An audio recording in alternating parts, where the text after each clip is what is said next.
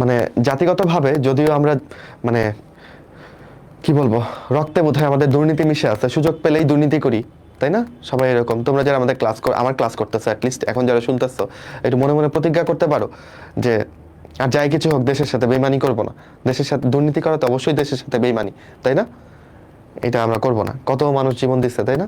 আর আমরা এই এই জিনিসগুলোকে তুচ্ছ করে দিচ্ছি, নিজেরা দুর্নীতি করে।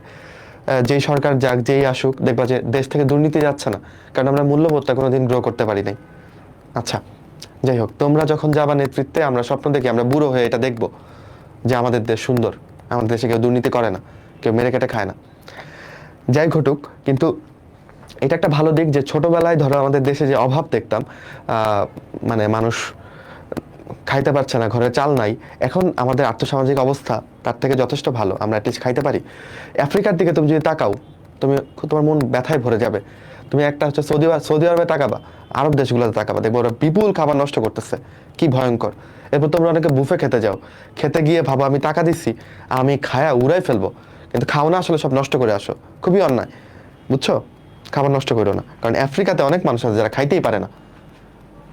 ইভেন আমি এরকম একটা ভিডিও দেখছি, ওরা মাটির বিস্কিট বানায় খাচ্ছে, যেটার মধ্যে কোনো পুষ্টিগুণ নাই, জাস্ট পেট ভরার জন্য মাটির বিস্কুট বানায় খাচ্ছে, এঁটেল মাটির।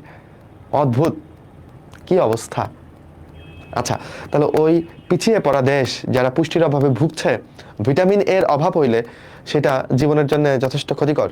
কারণ ভিটামিন এর অভাবে তুমি রাতকানা হয়ে যাবা, ভিটামিন এর অভাবে তোমার ত্বক খুব শুষ্ক হবে, ড্রাই স্কিন। ভিটামিন এর অভাবে তোমার বৃদ্ধি ভালো হবে না, তুমি ছোটই থেকে যাবা, মানে তোমার গ্রোথ ভালো হবে না, বুঝতেছো?